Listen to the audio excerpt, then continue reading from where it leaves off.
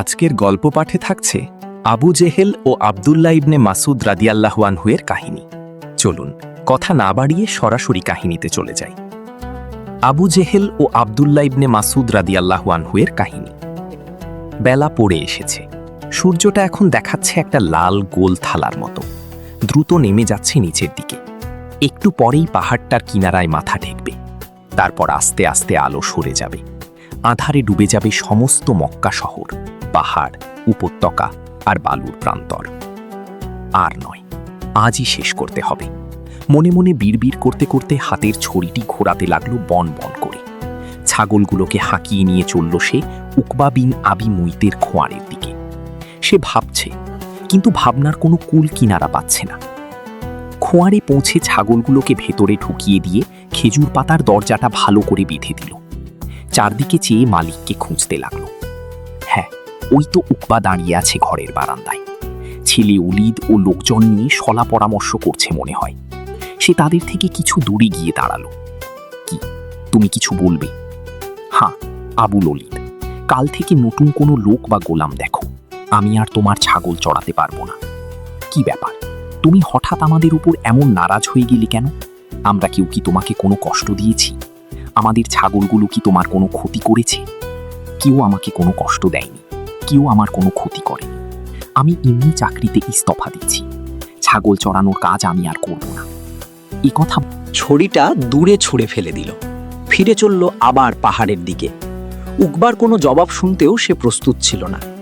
তার পেছনে তার সম্পর্কে কে কি বলাবলি করছে সেদিকেও তার কোনো ভ্রুক্ষেপ নেই। নিজের চিন্তার অথয় সাগরে যেন সে হারিয়ে গেছে। চিন্তা করতে করতে কখন যে সে পাহাড়ের কোলে আবার সেই জায়গায় ফিরে এসেছে যেখানে সে দিনের বেলা ছাগলগুলো চড়াচ্ছিল তা তার খেয়াল নেই।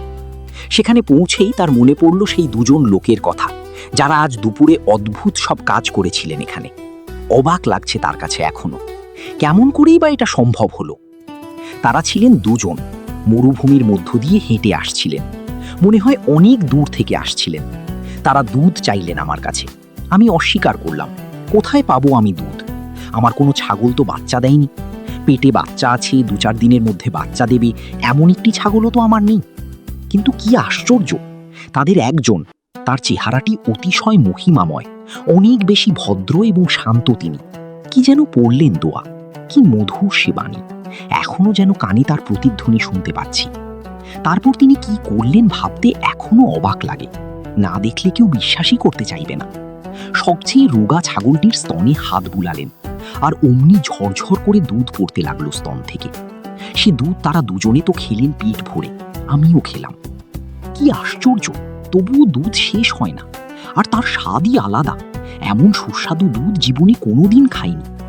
দোয়ার বাক্যগুলো যেন এখনো কানে ভেসে আসছে, কিন্তু সবটুকু মনে পড়ছে না। সে সুমধুর বাণী যেন তার মনে নেশা ধরিয়ে দিয়েছে। সে চেষ্টা করে, কিন্তু সেই মধুর কথাগুলো আর স্মরণ করতে পারে না। সে পাগল হয়ে যাবে নাকি? সে ওই রাতে আর ঘরে ফিরতে পারল না। মানসিক অস্থিরতা খুবই বেড়ে গেল। মক্কার আশেপাশে পাগলের মতো ঘোরাফেরা করতে থাকলো সারা রাত ধরে। এক সময় রাত শেষ হলো। পূব দিকে আলোর রেখা দেখা দিল।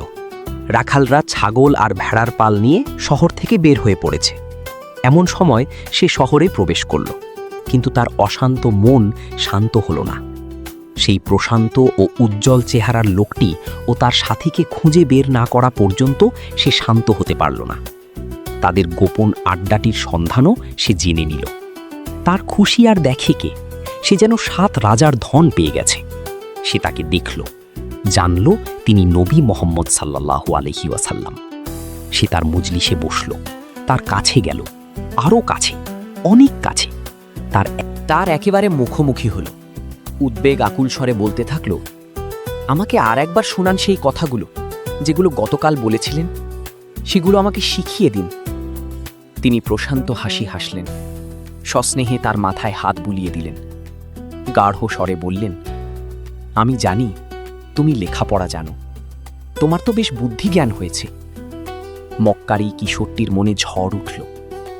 কি জানি, তার যেন কেবল মনে হতে থাকল তার জন্ম বৃথা নয়। সে নিজের জন্য জন্মেনি, সে নিজের পরিবারের লোকদের জন্য জন্মেনি।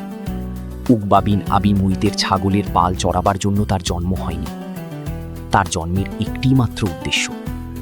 তার জন্ম হয়েছে আজীবন হজরত মুহাম্মদ সাল্লাল্লাহু আলাইহি ওয়াসাল্লামের সাথে থাকার জন্য, তার কাছে বসার, তার বাণী শোনার, সেগুলো মুখস্থ করার এবং তার কথা মানুষের কাছে প্রচার করার জন্য।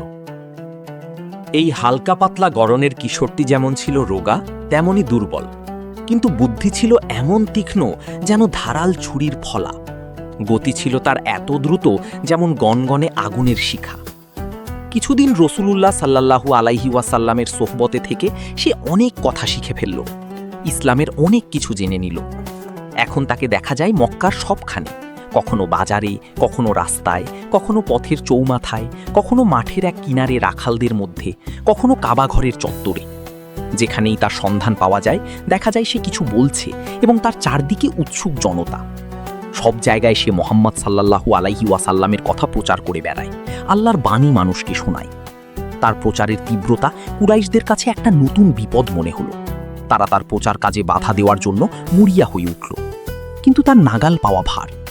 শুনল সে উকাজ বাজারে বক্তৃতা দিচ্ছে, লোকেরা তার কথা গোগ্রাসে গিলছে, অনেক লোক তার দিকে ঢলে পড়ছে বলে মনে হচ্ছে।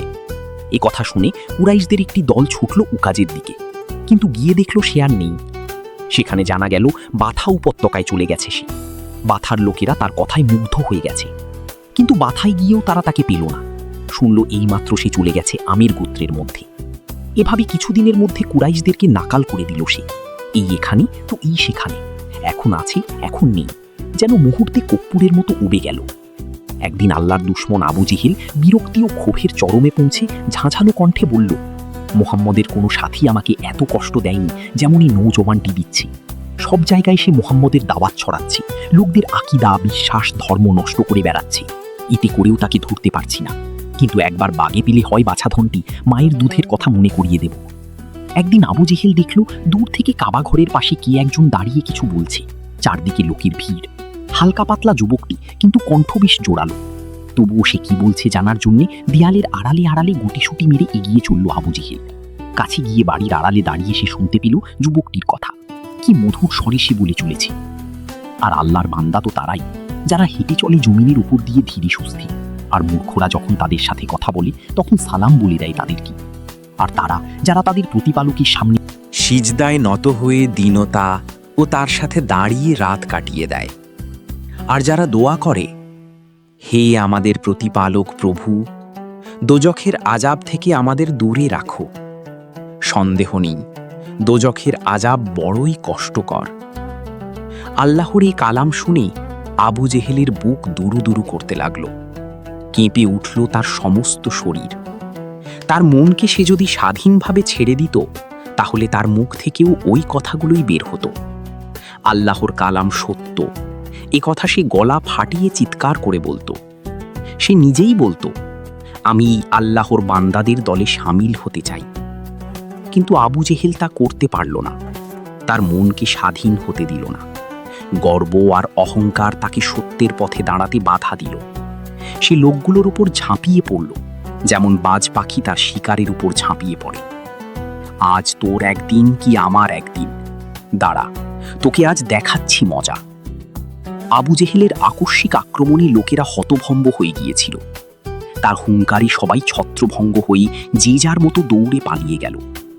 কিন্তু আব্দুল্লাহ ইবনে মাসুদ অসম সাহসী বীরের মতো বুক ফুলিয়ে ঠায় দাঁড়িয়ে রইল একা। আবু জেহেল রাগে ফেটে পড়ল, তোকে বহুদিন থেকে খুঁজে ফিরছি, আজ হাতের নাগালে পেয়ে গেছি। তুই আমাদের গোলাম আর বন্ধু গোত্রের লোকদের আমাদের বিরুদ্ধে লেলিয়ে দিচ্ছিস।